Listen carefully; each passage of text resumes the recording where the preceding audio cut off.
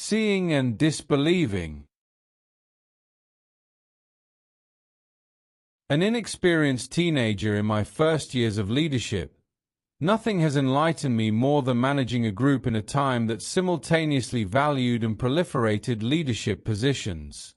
The ability to represent any collective, commendable or otherwise, had grown so attainable in the digital age that it became harder than ever to learn the traits constituting adequate leadership.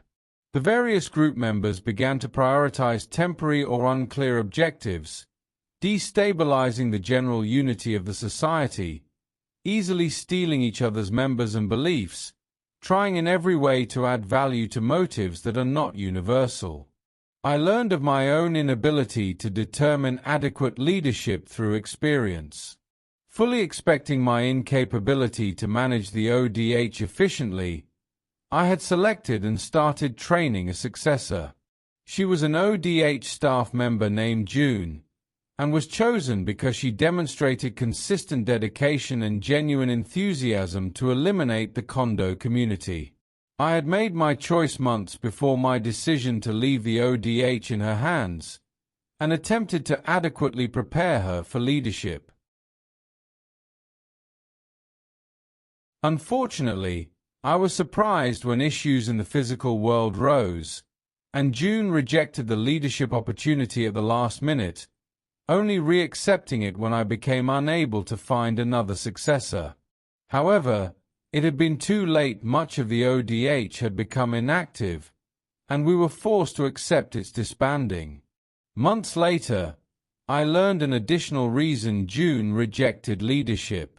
She knew that she was incapable of leading an anti-condo group at 13 years of age. Over 82% of people under 25 years of age are more reliant on impulse than experience, and June knew this. I should have known this. In hindsight, though perceptive enough to recognize her own limitations, June was highly dependent on my own decisions. Regardless if she notified me about this earlier, it was still the leader's role, my role, to identify members' capabilities in time.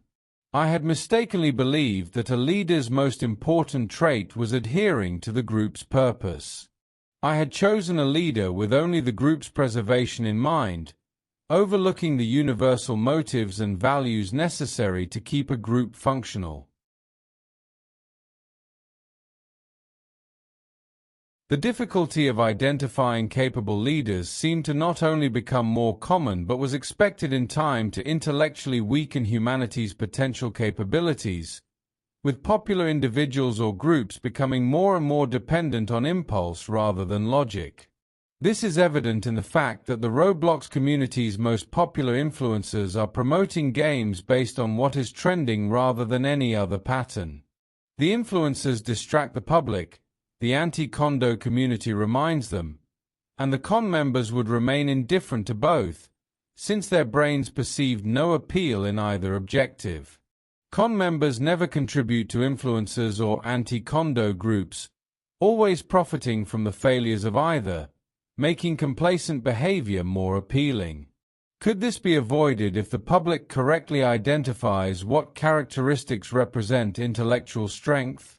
Thus, the ODH's complete inactivity, after 3 years of failed operations, illustrated my promotion not as a reward, but a harsh lesson. I had begun leading too early, and my knowledge was obtained too late. Like most adolescents, I was no tactician, and all attempts to educate me in this direction only took effect after the ODH declined in power. The day I accepted I had wasted an opportunity for permanent impact, the only thing that changed was my approach against condos. Every day after this, I collected every relevant news report, learning about this struggle from a distance, rather than contribute prematurely to more anti-condo groups. The transition into later 2023 made me considerably more mature and attentive, but also humbled me greatly. For personal reasons, I re-evaluated not just my performance as the ODH's leader, but my behavior in the physical world. In the years that passed, my vision for a stronger anti-condo community grew from individual research to group research, which I had once thought to be promoting in activity. Where I delved in academics in the digital world, I applied this evidence in the physical world. However, the public had demonstrated their disinterest in said research, namely condology study. Time and time again, general opinions valued complacency at best, or propagated impulsive behaviors at worst. With the rejection of logic, the first doubts were planted in my academic capabilities. The time which followed became characterized by a relentless determination to grow. Every game became an exam, every success became training, every failure became feedback. Due to the constant setbacks, my determination turned to obsession, to not just fix every single flaw, but practice evading them entirely. This is where my first doubts about the public, rather than con members, began setting in. I was at first seized with worry that my objective had misdirected my audiences, unintentionally driving people to ignore this enemy of society. Afterward, compiling strangers' perceptions on the topic informed me that they were largely unaware of the true impacts of condos, and thus largely complacent. The very same people unknowingly most vulnerable are the same ones who avoid preparing against con members. Anyone updated on the Roblox community could not doubt that the condo groups are widening in influence, even if they currently believe con members have minimal effect on human society. Those who today compliment news organizations for exposing condos overlook their inability to promote action. Anti-condo users challenge the Roblox moderators alone and never analyze the problem from a different perception. This would likely occur as a result of Roblox's reputation, rarely keeping a position to explain any serious resistance. Moderators had no knowledge of the alternate outcomes that stopped them from repeating their mistakes, and many had their hands full with the bots' condo games. In the last few years, the Roblox community had been occupied with criticizing the Roblox moderation rather than sharing responsibility for letting it happen. The public accepts the lie that Roblox condo community has no effect on society, when we already see the impact of digital groups in political education. The con leader can and will repeat this impact within social education, proliferating disorder and reliance on impulse. Redirecting responsibility, which only served to shift the blame for ignoring condo groups, was used just as much before and after the ODH officially disbanded. This is the thorn hidden in the failures of all efforts against condos. The public and the anti-condo community failed to see, or prevented themselves from seeing, that the more they shifted the blame on others, the more catastrophic their own intellectual weaknesses become. When you point a finger at someone else, 3 are pointing at you.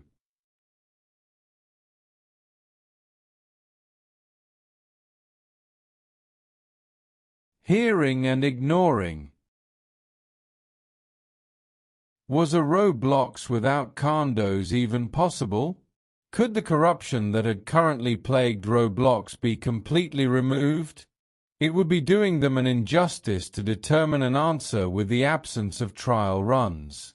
But this was the curse of any social media platform. By striving to promote autonomy, innate weakness strikes at every hour. Those who recognize and want to avoid this required the courage to confront the consequences, which required sacrificing anything placed from the digital world, positive and negative alike. Even then, the conflict between intellectually strong and the corruption from condos would have come, in struggling not just against ourselves, but against all determinants that oppose one's values. People have to make up their minds to join in, or look on with empty hands and watch everything they know change for the worse. Those very people who were doing all they could to avoid this conflict contributed most to steering society into the most dangerous outcome. For years, the anti-Kondo community had been misdirected into the most nonsensical wars and activities, and the intellectually strong had to suffer the consequences of this miscommunication. The circumstances have gone on for too long to be avoided. The innate flaw of the Roblox administration was that in order to preserve temporary peace, it pursued moderation quantity over quality. This prevented Roblox from establishing alternate methods even if they were aware of them. Overlooking the unsustainable AI detection process, Roblox has thousands of people around the world. They speak lots of different languages and they are working 24/7. Even if Roblox administration had been offered this knowledge, this would likely change nothing unless Roblox itself would be swept away by the resentment of people, embodying either the Kondo or anti-Kondo community.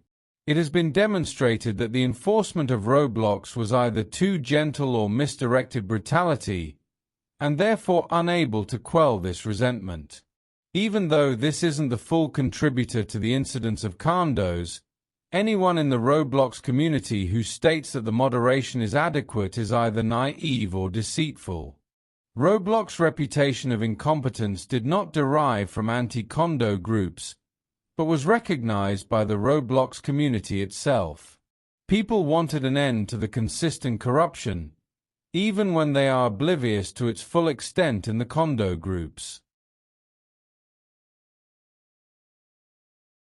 However, only people who are willing to enter the hardest of struggles, prepared to embody and defend their values to their every waking moment, can be prepared to put an end to the corrupt Kondo community. My efforts in adopting this behavior protected me from any regretted incidents in my later years of high school. Today I am not ashamed to say that I had shown weakness in ordinary conflicts, and am thankful for receiving extraordinary growth.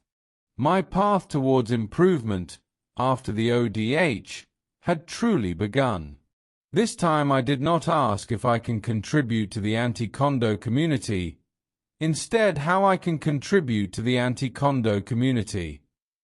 Back where I started, I once again saw the vision for our future, this time for more than just an anti-Kondo group or even Roblox, but for human society. People rarely conceive how long they struggle. Without exception, they always dream of being comfortable, all their goals achieved, and a life of peace ahead. Despite constantly pushing my limits, I also dreamed of comfort. This is what makes sustained enthusiasm necessary. When even the most glorious efforts fail, all half-hearted contributors become disillusioned. Two potential outcomes reach my mind when including Roblox moderation in my studies. Firstly, the conflict I mentioned earlier, between Roblox and the public. In my earlier years, I had believed that this conflict would be inevitable, and what I had feared was that the people would be motivated by the excess autonomy demonstrated in Kondo groups.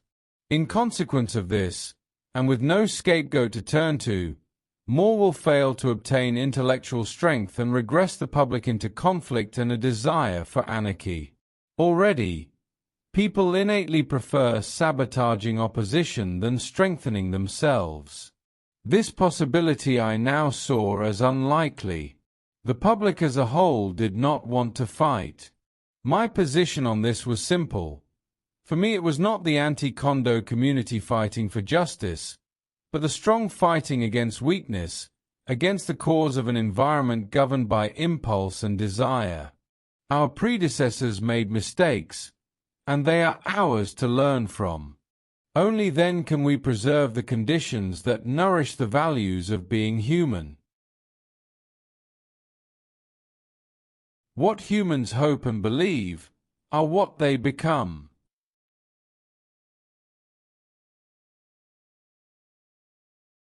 Feeling and hurting. Throughout my life, I often felt the desire to prove my determination through my actions. It never seemed unjust to act on others' experiences, to collect the best truths and convictions and consolidate them. I knew I could give millions the chance to overcome their innate weaknesses, just as I worked to overcome mine. It was no divine act. It was my own strength that allowed me to stand as a witness with a sincere conviction.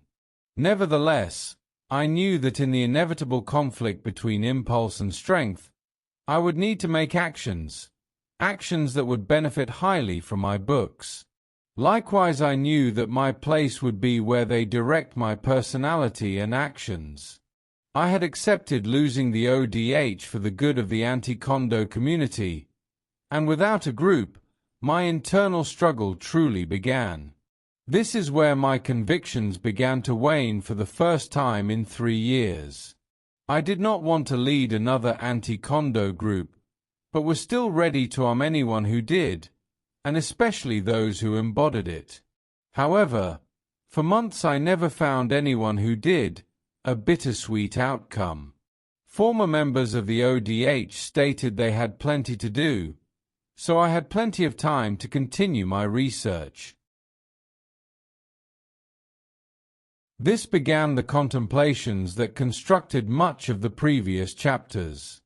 Compared to the events I had experienced as the ODH's leader, my self-reflection initially seemed insignificant to progressing against the Kondo industry. I then remembered with proud sadness the years of the ODH's struggle, in which I had prematurely spearheaded with inadequate knowledge.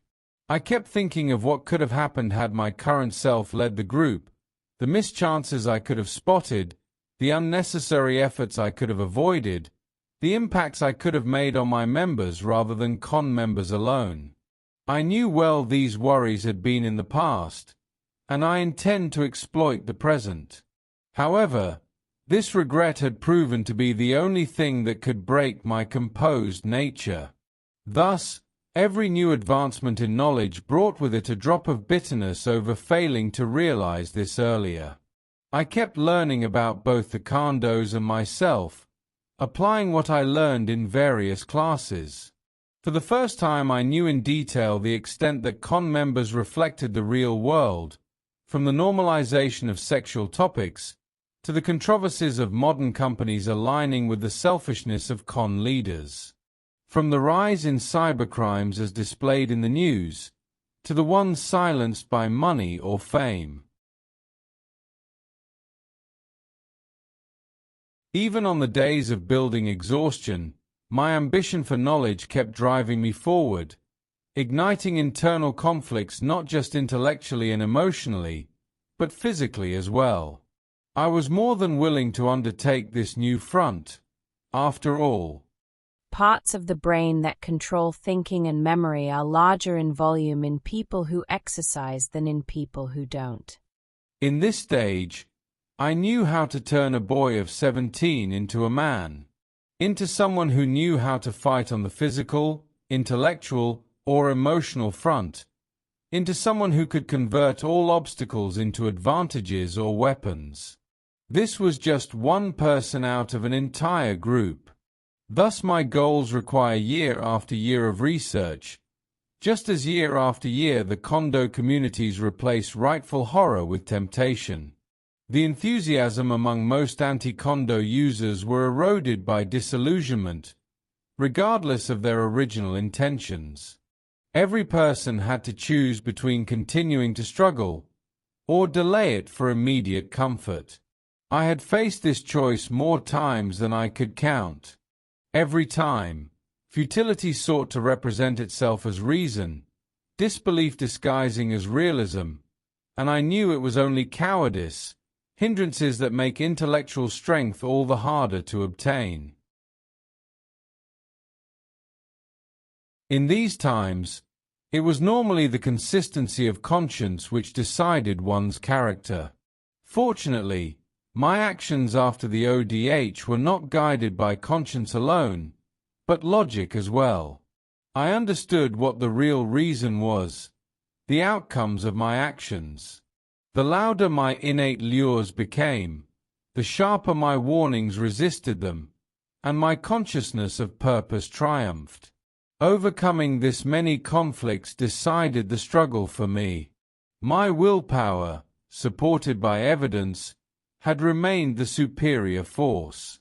If the anti-Kondo community armed me with an optimistic purpose, I had upgraded this to intellectual determination. This was more durable, and couldn't be more compatible. With each use, my reasoning continued to grow, and my nerves continued to strengthen. I had joined the ODH as a volunteer and emerged as much more. My current goal is to enable this transformation within anti-Kondo group after group, especially the members who had been exhausted from their repetitive struggle. Now was the time to mentor them. Now, after years of conflict, from infighting after infighting, from failure after failure, from demotivation, LARPing, and corruption, now was time to wipe these out and revitalize the quality of the anti-Kondo community. Hundreds of years may pass, but those who remain determined will always be those who master themselves, their obstacles, and their intellectual strength. Memories may die with the individual, but their values will be eternal. As long as there are those willing to grow, they will remember and commend the efforts of their predecessors. What doesn't kill you makes you stronger.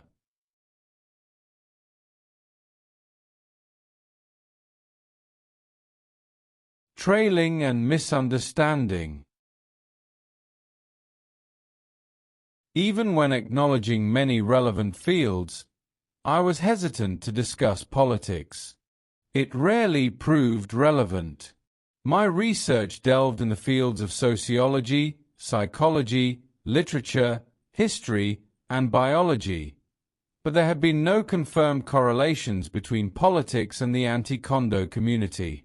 Therefore, political or military LARPers were more inefficient, adopting the worst approaches to both knowledge and action.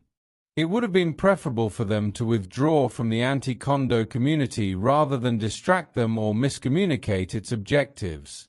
While I didn't want to hear anything about politics, I could not help but take interest in policies regarding social media, especially when it concerned Roblox or Discord. These were two of the major platforms that both the anti-Kondo and Kondo communities thrived in, yet I felt no anger or sorrow should these platforms be restricted. Ending the Kondo industry is more important than preserving the anti-Kondo community. Even if this victory would take place, I am aware that a certain section of the public, in a way unrecognizable to many, intend to continue propagating weakness. This was done beneath the mask of boredom and discomfort, possessing misgivings about the significance of order. They feared that discipline contrasted with the values of autonomy and were hence detrimental to social media. They claimed that the proactivity and resilience of the individual can only bring results to the fortunate, and that it would be ideally avoided. They exert the belief that impulse in the digital world is not intellectual weakness, but a universal concept that is ideally embraced. They parallel the justifications of con members. Humans should never forget that we are not animals. We have the capacity to resist impulse and the desire for comfort, knowing that this contributes to the overall strength of mankind. For that reason, the selfish nonsense spouted by con members and their sympathizers only serve to corrupt the purity of societal values, as the public has grown weaker in understanding such behaviors.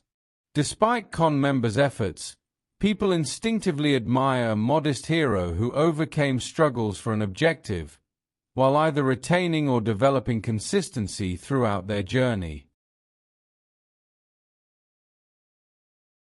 Instead of taking a con member and making a public example out of them, acknowledging their limitations and the determination to forcefully remove them, Roblox administrators never went further than issuing empty warnings.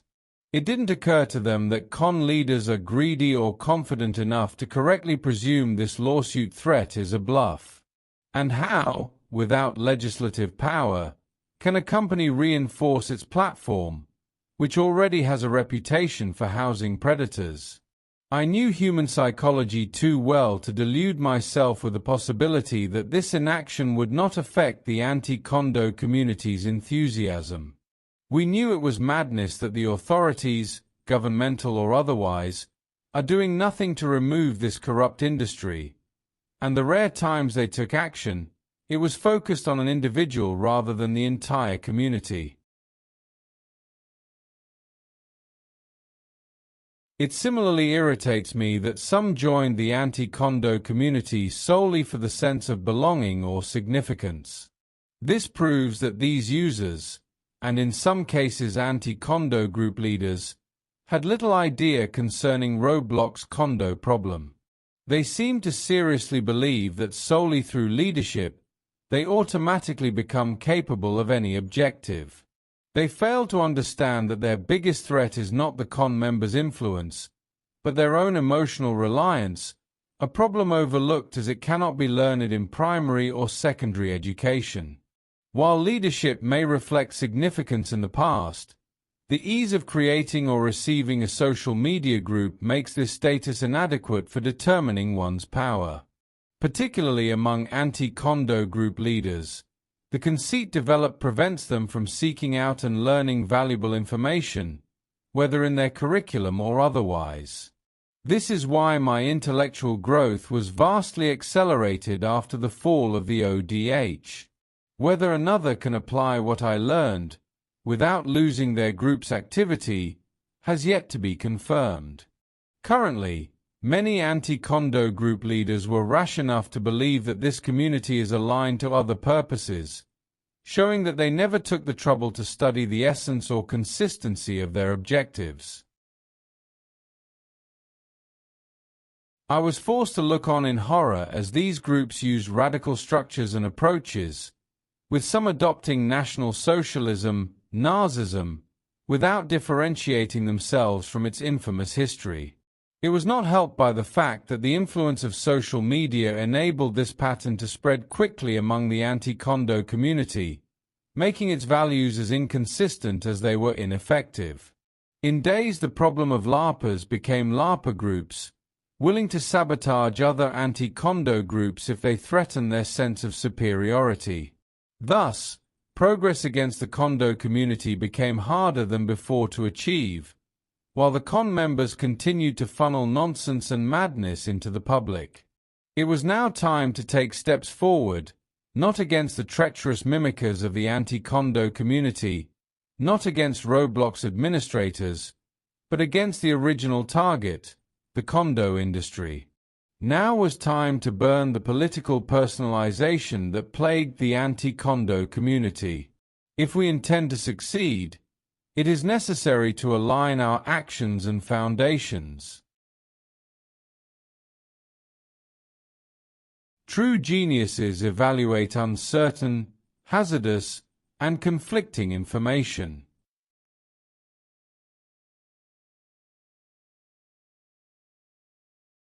Relishing and deterring. While the honest users were dreaming of peace, the criminals were continuing their works, more dangerously and cautiously than ever. The terrible measures decided on by Roblox made me more dissatisfied, because I knew the outcome would be widely detrimental. What then should I do? It would only solve the problem permanently to put con leaders behind bars, brought to trial, and their weakness removed from society. Though this was more effective than other methods, it will not exterminate the condo industry's manipulation as a whole. A true success would have been to bring the Roblox administration to its senses, and the condo industry dissolved, with force if necessary. I am aware that Roblox can IP ban accounts, and this method should have been more used against con members or leaders, as this will significantly hinder their industry's return. From our current capabilities, the question remains: can intellectual corruption be removed permanently? Can misinterpreted values be corrected by force? Especially during that time, I contemplated these questions constantly.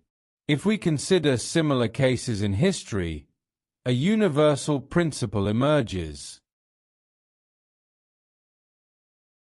Ideologies that utilize spiritual or emotional foundations, regardless of accuracy, can only be eliminated through establishing a new idea or philosophy. Force alone cannot destroy an idea or its methods of proliferation, unless through the inconvenient means of complete extermination. This usually requires heavy moderation and physical consequences, something the digital world is currently incapable of perfectly enforcing. Just as corruption hides in every ideology, at least one individual is devoted to the point of self-sacrifice. If managed improperly, disciplinary action against this individual becomes unjustified and garners wider conflict, which results in further adoption of the ideology in question. In many anti-Kondo groups, this occurs through attempting to ridicule or criticize the Kon members' beliefs without logical evidence. Such methods will prove unproductive, especially if the group using it oversteps political relevance.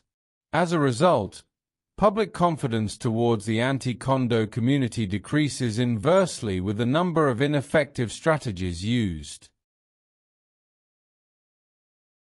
Consequently, the complete removal of the Kondo group's corruptive beliefs can only be carried out through exterminating their adamance on anything they mention, ensuring that every word addresses a Kon member's inherent limitations and the speaker's ability to easily overcome them. Here, the first interactions with Kon members will be most susceptible to impactful failures, as the speaker's logical accuracy must demonstrate immediate reliability for any individual, let alone the oblivious Kon member, to take their evidence seriously. Evidently, all efforts against Kondo groups through force alone follow a pattern of failure, with the outcome often contradicting initial intentions. Persistence alone will not be adequate, unless supported by a combination of ideological understanding and an ability to apply this understanding. In other words, continuous and consistent methods targeting ideologies are necessary to extract Kon members from corruption, even when the neurological damage occurred. Take caution to prepare for times Kon members alternate their beliefs to address the anti-Kondo community's actions. Not only will their weakness recover due to innate appeal, but will indirectly benefit from every rash action. After pressure is no longer applied to a Kon member or Kondo group, disillusioned users will embrace the persistence of corrupt beliefs, while Kon members will cling to their weakness out of defiance or mockery. In contrast, the Kondo community can only and always will be weakened by intellectual strength. Actions fueled by logic and equally resilient values possess an unwavering and clear base, while reinforcing the stability necessary in the devotion demanded from members of the anti-Kondo community. While changing a group's approach is one matter, changing an individual's nature and strengths requires brutal determination and a sustainable source of energy. Additionally, in any philosophy, religious, political, or otherwise, the line of consistency is difficult to determine. It's observable in the fact many groups fight for the destruction of the opposing ideology more than the reinforcement of their own. To balance the two grants the advantage of determining a goal and homogenizing ideological strength, while productively addressing the negative impacts of opposition. For this reason, to successfully spread awareness against the Kondo industry depends on destabilizing the Kon members' corruption through consolidating beliefs, prompting decisions that both attack and defend. This is what I learned, and most modern anti-Kondo groups didn't. The pattern of neglecting ideological corruption remained the reason for much of the current inconsistencies and infighting in the anti-Kondo community. Absent was the platform for a new philosophy that is designed to counter the con leaders' justifications from any angle. Intellectual, spiritual, and emotional strength, when clarified and characterized into our beliefs and values, are necessary for a sustainable basis against the Kondo community. All shortcomings of the anti-Kondo community derive from the absence of a consistent motive or its methods of promotion, which are both necessary to exclude any sense of disbelief or futility. These conditions were not different in the past, and must change in the future. A common mistake when promoting ideologies is the inability to recognize its values.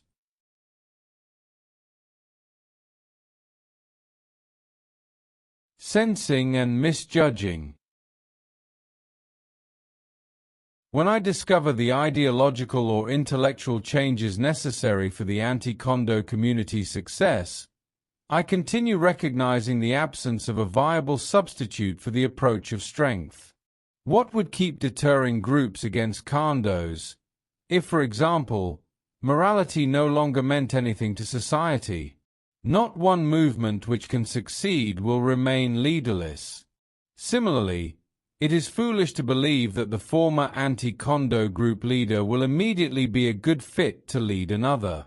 They lacked the viable approach that was crucial to keeping a group together, both physically and intellectually. As unpleasant as this fact may be, it cannot be denied that anti-Kondo members take their moral advantage for granted until they begin to utilize reasons outside of ethics against the Kondo industry. The rarity of surpassing moral reliance only proves the sorry rigidity of anti-Kondo groups, since intellectual strength is not directly encouraged. However, it should be noted not to regard the anti-Kondo users as weaker as they are. They are at least aware that feeling is harder to overcome than reason. The opinion that the public's awareness can immediately invoke action can be refuted with a reminder that, like the anti-Kondo community, the public is no more aware of the components and patterns of con member behavior. As long as the bystander effect remains active, with some people sympathizing with the con members, the nature of societal change becomes more difficult when everyone consumes the con leader's justification of excess autonomy. In any case, the manufacturer is always the con leader. They benefit when the truth about them is denied or hidden. The blind hope of the public, and by extension the underestimation of the individual, are issues that do not exist only in the human mind. Aside from this, my findings demonstrate the limitations within the so-called righteous, when it has not been fully understood how their current situations make them resistant to intellectual corruption. Even less understood would be the significance of ensuring this corruption does not manifest in a group as well as an individual, commonly from the first thoughts of futility or disbelief. Those who repeat the mistakes of their predecessors, designating themselves to action without reflection, will never be able to unify the values that are crucial to societal stability, for even the anti-Kondo community is divided between pride, wrath, and justice. One alone cannot be victorious, as they are inherently divided by conflict. Such is the nature of a movement's roots. Only full understanding and application will lead to victory. A struggle against innate corruption is a certain factor, but how long will the resistance be maintained, if not constantly reinforced on a meso level? Around this discovery is where my years of solitary research finish. I recognized my limitations after my leadership ended, and for this reason I hesitated on joining the existing anti-Kondo groups. I was reinforced in this opinion by the obvious incapability to preserve a collective struggle against internal opposition, a factor I could only have identified by self-reflection. By expressing myself, I grew more knowledgeable about the full picture of the anti-Kondo community's conflicts. Now, the ideas of returning to action had reintroduced itself. It was recognizing my flaws that persuaded me I was unfit to contribute against Kando's. Now, I see that this same recognition demonstrated my significance for the same contribution. Universal themes aren't always right, but they are never wrong.